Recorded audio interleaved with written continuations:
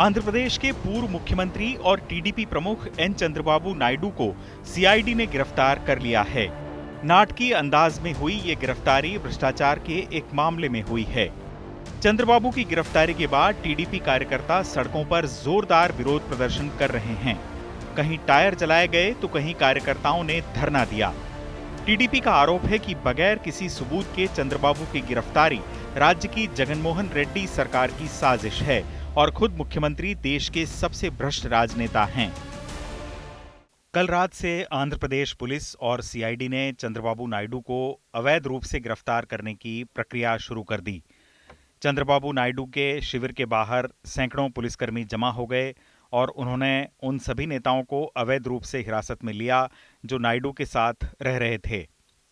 नायडू बस से बाहर आए और पूछा कि आप मुझे किस आधार पर गिरफ्तार कर रहे हैं।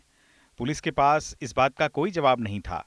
पिछले 2 सालों से कौशल विकास मामले का नाटक चल रहा है और चुनाव से ठीक पहले उन्होंने नायडू को एक भ्रष्ट राजनेता के रूप में ब्रांड करने के लिए इस गिरफ्तारी को अंजाम दिया है।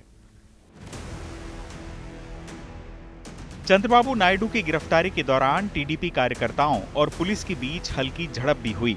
पुलिस ने कानून और व्यवस्था के लिहाज से चंद्रबाबू के बेटे नारा लोकेश को भी एहतियातन हिरासत में लिया है। दरअसल आंध्र प्रदेश पुलिस ने इस साल मार्च में राज्य कौशल विकास निगम लिमिटेड में लगभग 3300 करोड़ रुपए के कथित घोटाले की जांच शुरू की थी।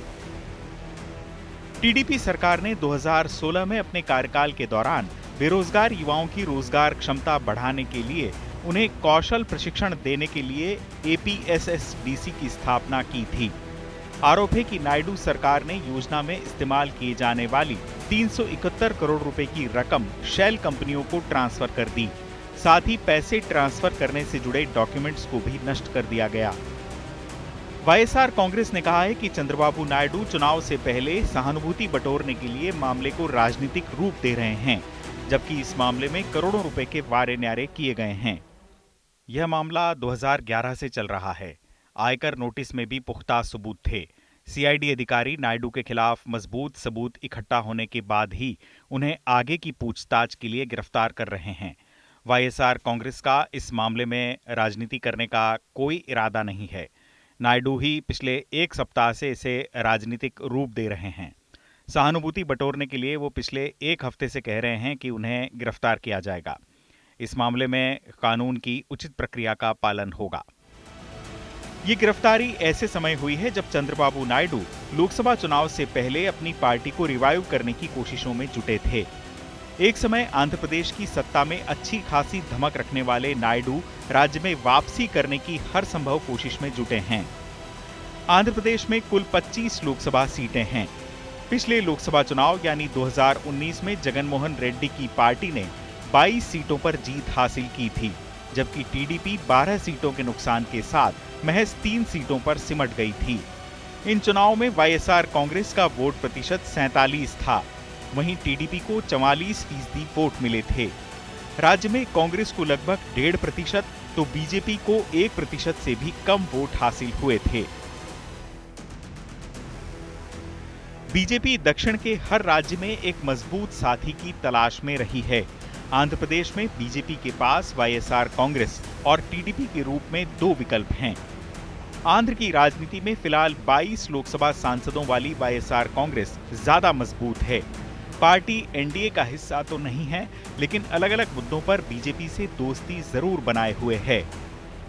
राष्ट्रपति के चुनाव में वाईएसआर कांग्रेस ने मोदी सरकार का साथ दिया था। हाल ही में संसद में दिल्ली सेवा अध्यादेश पर भी वाईएसआर कांग्रेस ने सरकार का साथ दिया। पार्टी ने लोकसभा में सरकार के खिलाफ लाए गए अविश्वास प्रस्ताव पर भी सरकार का साथ दिया और अविश्वास प्रस्ताव लाने के विपक्ष के फैसले का विरोध किया था। यानी जगनमोहन रेड्डी चाहते हैं कि वो चुपचाप केंद्र सरकार को समर्थन देते रहें और बदले में केंद्र सरकार आर्थिक मोर्चे पर उनकी मदद करती रहे।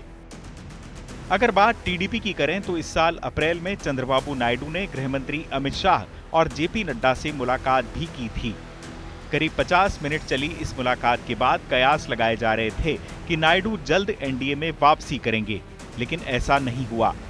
सूत्र बताते हैं कि चंद्रबाबू नायडू राष्ट्रीय राजनीति के लिहाज से तब तक नहीं सोचना चाहते जब तक उन्हें आंध्र प्रदेश की बागडोर वापस न मिल जाए। लिहाजा उनका सारा फोकस अभी अपनी पार्टी की रिवाइवल पर है। टीडीपी फिलहाल अगली पीढ़ी के नेतृत्व संकट से भी जूझ रही है। 70 साल के नायडू के अलावा पार्टी के पास किसी मजबूत नेता की कमी है। नायडू के बेटे नारा लोकेश अभी पार्टी के भावी नेता के तौर पर नहीं उभर सके हैं। यानी फिलहाल वाईएसआर कांग्रेस के मुकाबले नायडू के राज्य की सत्ता में दोबारा उभरने के आसार कम हैं। ऐसे में बीजेपी की करीबी वाईएसआर कांग्रेस से कहीं ज्यादा नजर आती है। हालांकि चंद्रबाबू नायडू की गिरफ्तारी का राज्य बीजेपी की अध्यक्ष पुरंदेश्वरी ने विरोध किया है। उन्होंने सोशल मीडिया पर लिखा कि बगैर कोई नोटिस दिए चंद्रबाबू को गिरफ्तार करना न्यायसंगत नहीं है। जाहिर है बीजेपी अपने विकल्प खुले रखे हुए है। लोकसभा चुनाव से पहले चंद्रबाबू की गिरफ्तारी टीडीपी की दिक्कतें बढ़ाएगी। लेकिन जो एक बात नायडू के पक्ष में काम करती है वो उनको मिलने वाला लोकप्रिय जनसमर्थन है। राजनीति में उलटफेर होते भी देर नहीं लगती। देखना होगा कि इस गिरफ्तारी के बाद सहानुभूति की लहर चंद्रबाबू के पक्ष में उठती है या जगनमोहन रेड्डी जनता के बीच उन्हें भ्रष्टाचारी साबित कर पाते हैं। चुनाव आज तक।